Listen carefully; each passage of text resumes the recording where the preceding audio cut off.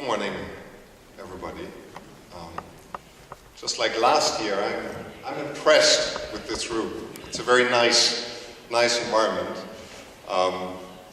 Also, again, I think very nice environment for the last session or last event in a series of events we had this year.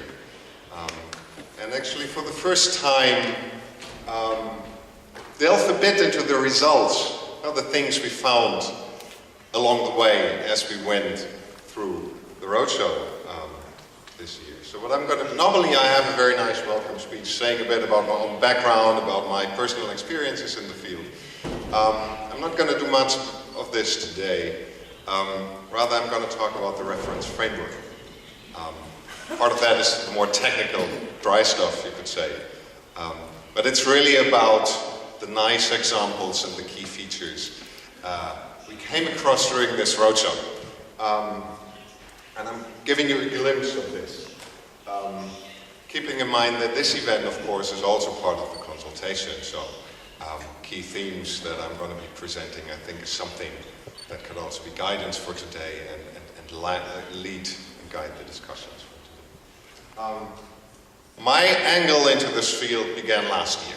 We wrote a white paper on age-friendly homes and the construction sector through my involvement with the European Construction Technology Platform. And the really starting point of this was quite simple. If we look at the challenges of demographic change, these are well known, of course. The built environment, the housing stock, the neighborhoods, the houses, those are a key environment in which technologies and enabling factors meet aging populations. So homes and neighborhoods as an innovation hub in the European silver economy. At present, figures say that 75% of the European housing stock is not ready to support independent living and active aging. It's not age-friendly. And with current renovation and replacement rates below 3% across the European Union, this is not likely to change quick enough to keep pace with the challenges of demographic aging. At the same time, and this was really the beginning of it, an innovation agenda concerted between all relevant stakeholders in the field has targeted on the issues of age-friendly homes and neighborhoods, has the great potential to not only deliver better environments to European populations, but also generate economic growth and new jobs. The silver economy narrative, but then in the field of age-friendly homes and neighborhoods. And this was really the beginning when I teamed up with Ian Spero, and we were beginning to discuss what's needed is actually a broader consultation process. Because at the same time, this is not about, this is a really quick glimpse into, we all know that we have these great array of new technologies meant to make homes and neighborhoods smarter and enable different forms of aging, more active aging, more meaningful types of aging. We have the knowledge about these things. This is what you call sort of the niche level of innovation. But in home and neighborhood environment, these knowledges, technologies, that's where they meet the complex realities of market forces and the modeled practices of everyday life. So again, homes and neighborhoods as an innovation hub. Because what we see at the moment is, and Ian referred to this, for instance, the AL program, we have a problem with innovation, or not a problem, but we lack, innovation and scale is not keeping pace with the knowledge we increasingly have about technology. So this is the academic model we have to sort of look at the reference framework. A multi-level perspective on technological change, and I'm for sure not going to bore you with the details of this. But the message is, if we talk about a reference framework, then we talk about the level of innovation and change. And I think the story behind this is, if you go out on the street and ask an arbitrary citizens out there about energy efficiency, it will immediately ring a bell. People will know what it is. People will even know what kind of measures are available and possible and effective in updating homes, modifying homes, and they will probably even know where to go to get this. It's a mainstreamed idea of how you can change homes towards a different state. If you go out and ask people for age-friendliness, I think they will probably not know what this is about. They will associate this with notions of accessibility, something associated with health and care, disabilities, and these things. But there is no mainstreaming of the rich ideas of options and opportunities age-friendliness entails. So the reference framework really is about trying to define a new business of usual across an array of different sectors and domains, including housing, property, health, care, financing, and so forth. This is what the reference framework needs to be about, providing points of references for citizens, for companies, third sector parties, and so forth, to turn to in order to understand and know what age-friendliness means and where you can actually go in order to buy into opportunities that are already. This is a reference framework, what a reference framework can create. So we have indeed been on a very adventurous journey over the year. We have been in 9 different places to organize workshops and events and engage into the discussion with stakeholders like all of you here in the room today, to look into the good initiatives that are already there, the barriers, success factors, and so forth. And right now we are in the process actually of bringing all the results together, sifting through these rich insights, and trying to distill recommendations, dimensions for this reference framework. And this is what I'm going to do in the next, say, 5 minutes. Give you a glimpse of the key results we are in the process of identifying. And again, this is still a bit work in progress as we had our last events last week and 2 weeks ago. So we had quite a couple of events in October, and we are still in the process of looking at the data. But we have 3 key issues, and actually I hope that most of them will strike you as being quite familiar, because this is really about identifying issues, barriers, challenges, opportunities that cut across the different European regions, stakeholder networks we have been engaging. And one key thing really is the language we employ if we talk about age-friendliness. And people are, at all of the events, people were referring literally to language as a barrier. Because if we talk about age-friendliness, we all probably know the richness behind this, but again, if you talk to people that are not involved with this community, I think it's a very limited, often very negative association if we talk about age-friendliness. And this really is in the way of consumer buy-in, but it's also in the way of engaging, and this I think is a key message, engaging with stakeholders outside of the spheres of, say, social housing, health and care systems, the more traditional health and care related sectors. If you want to involve actors from construction, from property management, from financing, the current language really is in the way of engaging. At the same time, what we found really, and this links to Ian's idea about desirability, what early on came in this roadshow as a key insight is that we actually should not be talking about housing, but we should be talking about homes and neighborhoods. This doesn't have to be the homes we are currently in, but it's about generating spaces in which we not only feel healthy and safe, but that also allow for social encounters, for meaningful lives, for creative expression, for learning, and these kinds of things. So age-friendliness actually, if we think about homes as a very broad, encompassing concept.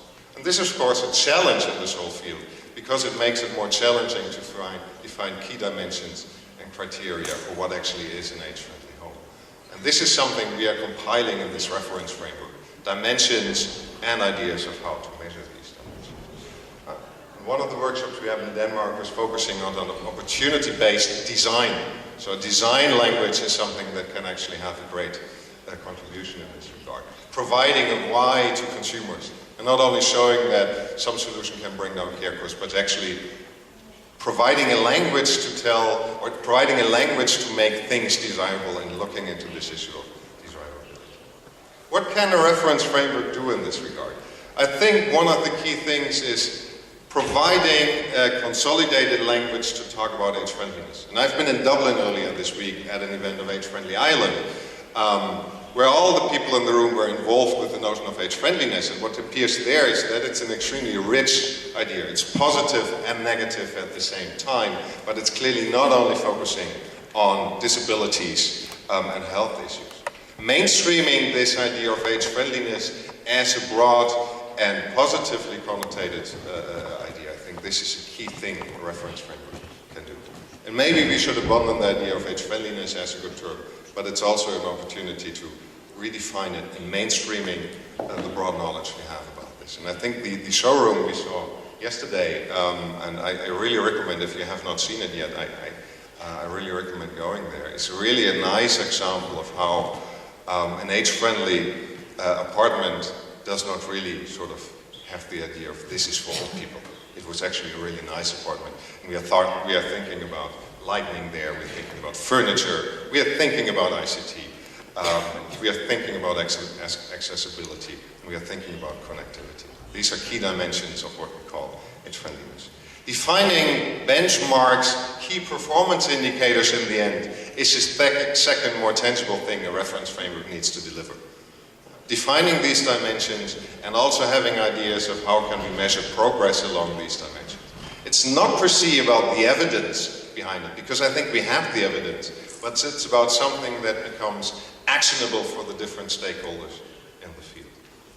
And stories can play a very important role. One of the things we have been discussing quite a lot is if somebody could show me as a policymaker that some solution works in a different environment, I don't need evidence, I just need to see it works, and then for policymakers, that's the incentive to also engage with them. So bringing different things into contact is important.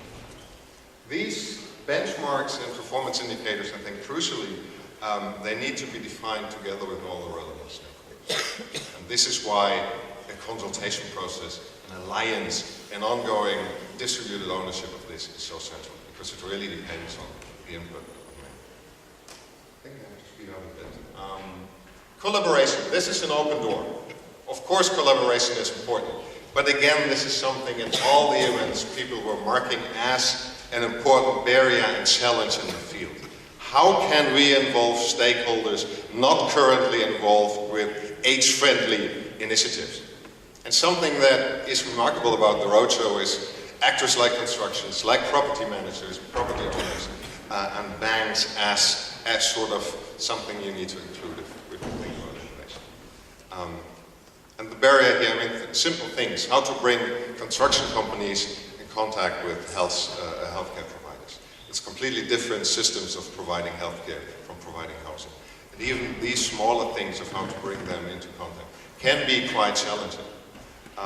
Same for construction and ICT, for instance. And this even reaches into creative industries and designers as important actors. The good thing is, across the roadshow, we encountered many, many nice and good examples where these types of collaborations are actually working on a local scale. And we had this very nice example from the Basque Country, the city of Ermua, where they actually developed guidelines for age-friendly home modifications. A quite comprehensive book of guidelines in Spanish. But this book was actually developed together with the whole regional ecosystem. So behind that were local installers, were local construction companies, were the municipality, citizens knew where to go if they want to purchase any of these measures and so forth. So it's about guidelines, but it's also about making them part of the business as usual of the different stakeholders we collaborate with. An AAL advisor or pilot is an idea that we encounter quite a bit. Providing services that give access to what's possible in the field of age-friendly housing. And citizen-driven initiative. A lot is happening in Europe at the moment where actually citizens design their own neighborhoods and think about ways of smart financing and where to get the investments from this. All this at the moment is, again, scattered across regions, sometimes even across languages and so forth. The reference framework, I think, really is also about collecting these as best innovation practices. Not as best solutions, best pilot, but really looking into those initiatives that are really about bringing together the local stakeholders and bringing something to the market. And see what we can learn from this. The idea of twinning was something that people were telling us quite a lot. If we know about a different initiative in the different countries struggling with the same barriers, and we can get in touch with them and see how they dealt with these barriers, that would greatly help us to sort of get commitment about what we are doing in our own region. So these things are dimensions the reference framework can address and can help. Mapping success and barriers. 10 seconds. The last thing is financing. And I do that in 10 seconds. One message we had is lack of money is not a barrier, but it's a lack of investment. So looking into smart ways of leveraging investment, of course, is key. The middle ground of the housing market. We are not looking at social housing, we are not looking at the really upscale market, but the larger chunk of the housing market where people are owners, where they have paid for their houses, and thinking about how to sort of provide means to leverage this capital into age-friendly home modifications.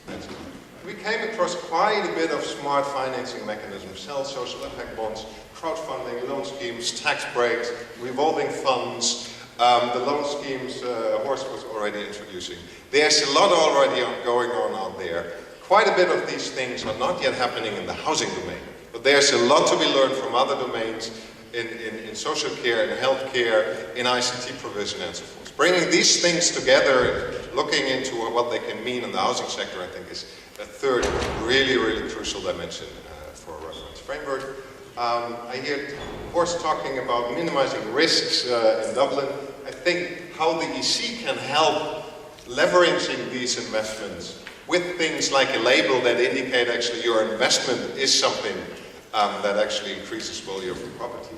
These are things where we should think also about how government funding can support these things. But it's not about the lack of money, it's about the lack of investment. I think finally labeling is something, labels in the OK Senior label, here is a very, very good example of this. It's something that stakeholders were sort of telling us is something that would be nice to have. And I think it's really good to see that actually here in this ecosystem, we already have a good example for that. So thank you, that's my first impressions of what we saw at the roadshow, and I'm looking forward to discussing these things with you here.